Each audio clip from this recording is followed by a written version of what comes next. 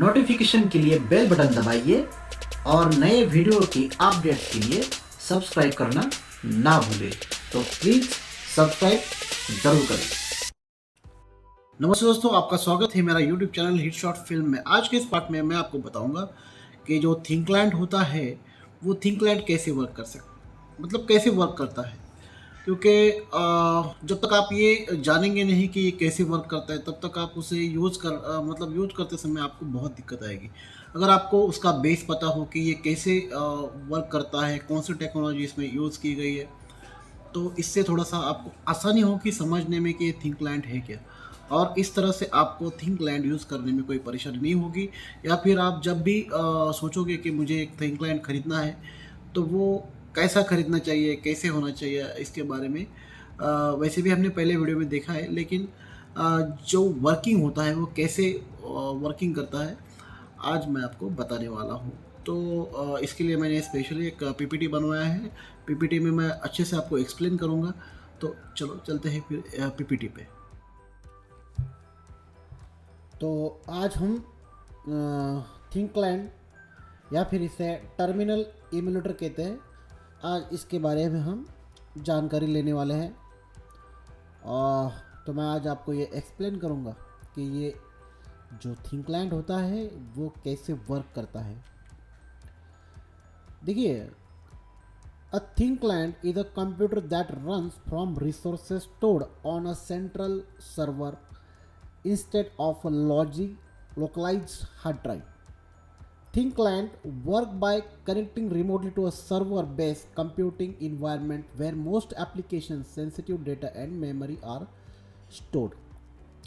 अब इसका मीनिंग क्या होता है?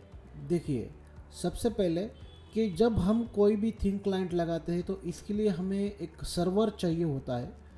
तो सर्वर क्या होता है? सर्वर मतलब इसमें आप कोई भी एक कंप्यूटर लगा सकते हो जिसमें ड्यूल कोर प्रोसेसर होना चाहिए, कोर टू ड्यू प्रोसेसर होना चाहिए, या फिर i3 चलेगा या फिर i5 चलेगा, ठीक है।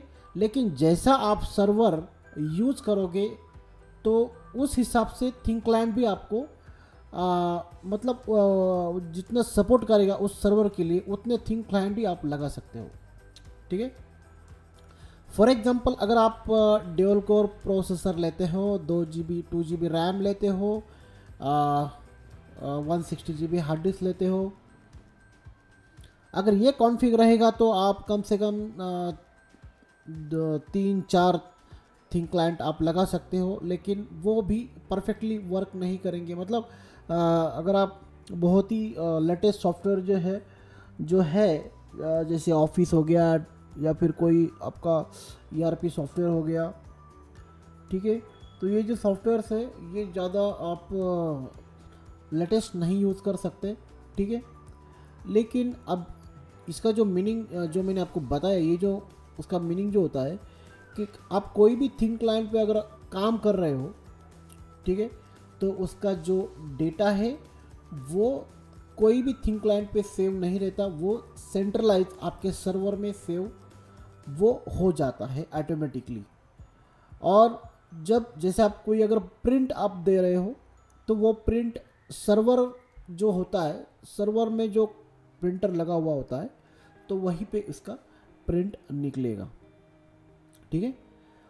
और उसके बाद जैसे एप्लीकेशंस जो सर्वर में इंस्टॉल्ड एप्लीकेशंस है, वही एप्लीकेशन सब आपको थिंक क्लाइंट पे यूज़ कर सकते हो।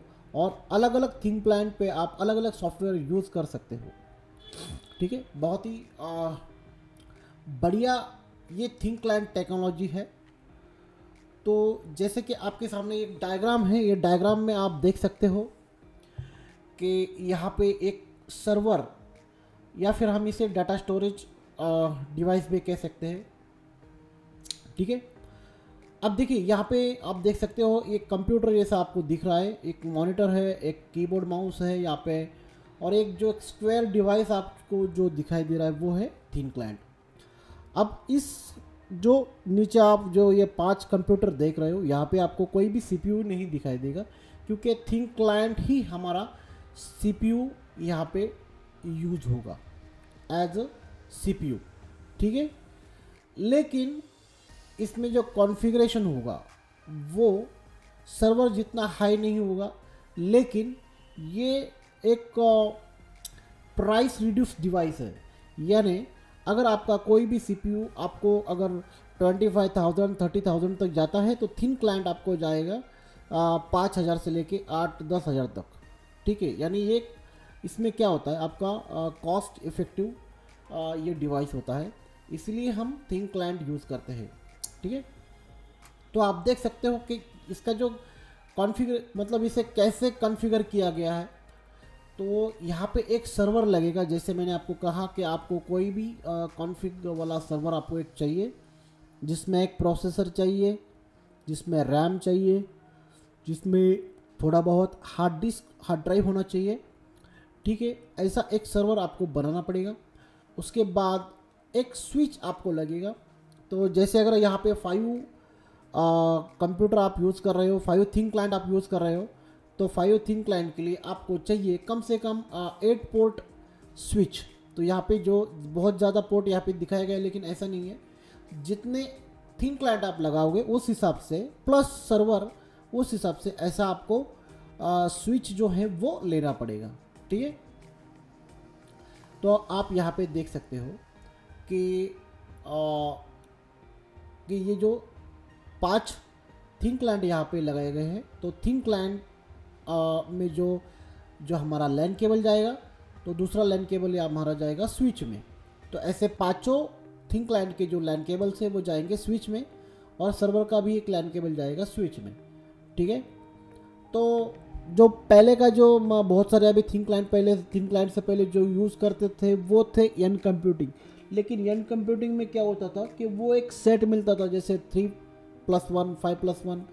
लेकिन ये थिन क्लाइंट टेक्नोलॉजी ऐसा है कि आप एक सर्वर के साथ एक थिन क्लाइंट भी लगा सकते हो, 2 भी लगा सकते हो, 5 भी लगा सकते हो, 10 भी, 100 तक आप थिन क्लाइंट्स एक सर्वर में लगा सकते हो। लेकिन जितना थिन क्लाइंट आप बढ़ाते जाओगे उतने आपका सर्वर भी आपका हाई कॉन्फ़िग होना चाहिए, तभी वो सारे थिन क्लाइंट्स प्रॉपरली वर्क करेंगे, ठीक है। आपका नेटवर्क भी उतना स्ट्रांग होना चाहिए। नेटवर्क मतलब क्या, जैसे लैन केबल, स्विच, ये जो है ना, ये इसका थोड़ा सा क्वालिटी अच्छा होना चाहिए, तभी आपका जो थिन क्लाइंट है वो अच्छे से काम करेंगे, ठीक है। अब इसमें क्या होता है कि ये जो टेक्नोलॉजी है, इस टेक्नोलॉजी को RDP टेक्नोलॉजी कहा जाता है। आप देख सकते हो वहाँ पे रिमोट डेस्कटॉप प्रोटोकॉल, ठीक है, इसलिए इसे RDP टेक्नोलॉजी कहा जाता है।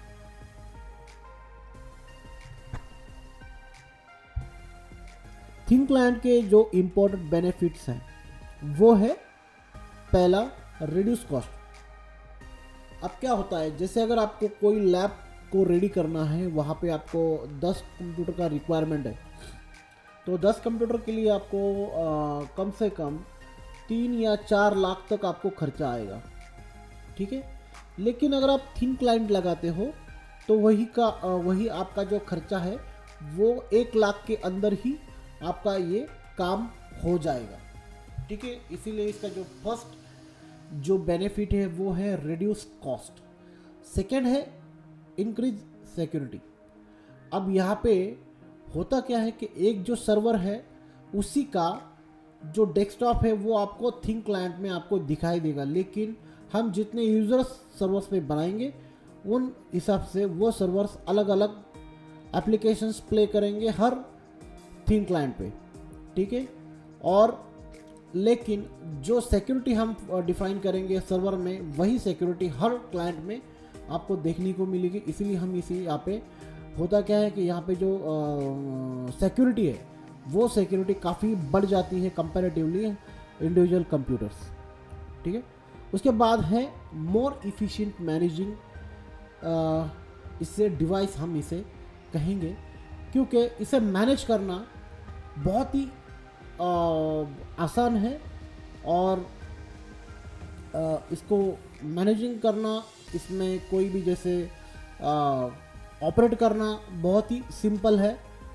तो इसलिए ये जो थर्ड बेनिफिट है मोर इफिशिएंट मैनेजिंग, हम इसे कहेंगे। उसके बाद है स्केलेबिलिटी।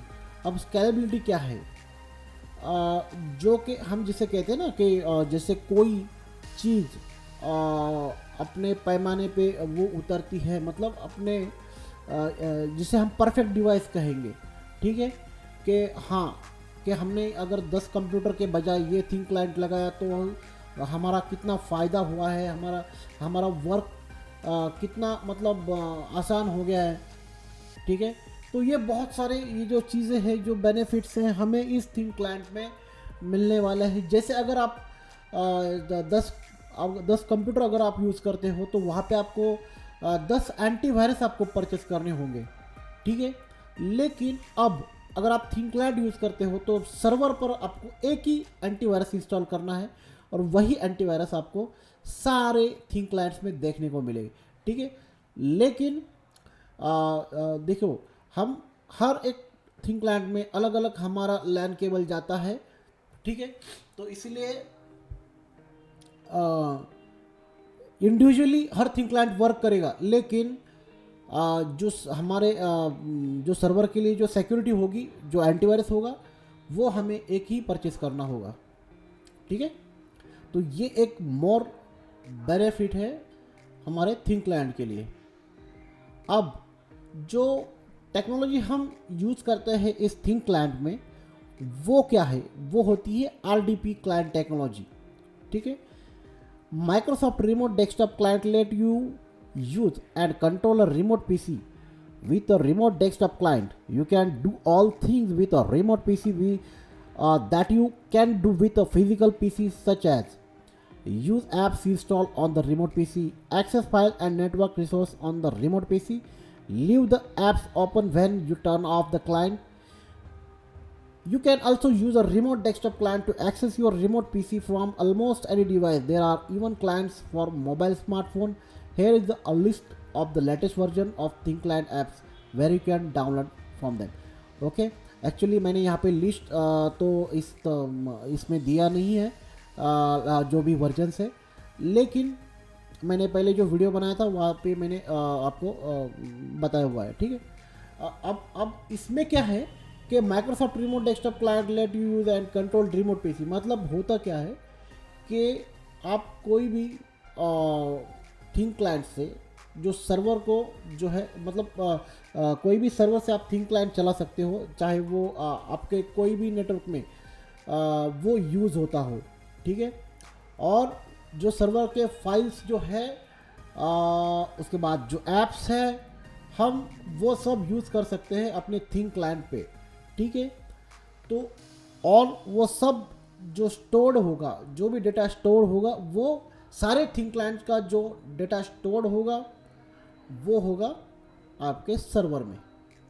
और ये क्या है? एक सर्विस होती है RDP, जो क्या है, एक सर्विस है, जो सर्विस रन होने के बाद ही आपका थिंक क्लाइंट जो है वो वर्किंग में आ जाता है। अब थिंक क्लाइंट मैन्युफैक्चरर कौन से हैं, ठीक है। पहले तो है Xevion, उसके बाद quantum, G1, Thinvent, micro, Dell Wyse, N computing, HP thin client और एंटर।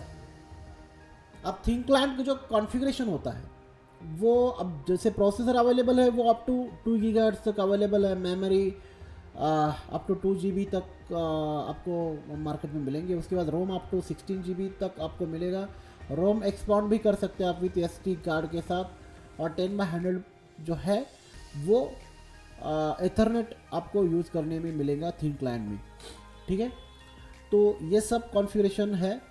और ये जो थिंक क्लाइंट्स है, जैसे कि मैंने अपना जो पहले वीडियो है उसमें बताया है कि कौन से थिंक क्लाइंट जो यहाँ पे मैंने आपको बताया, ये थी उसमें से 4-5 थिंक क्लाइंट के मैंने आपको जो कॉन्फ़िगरेशन स्पेसिफिकेशन है वो मैंने वहाँ पे मैंने दिखाया है।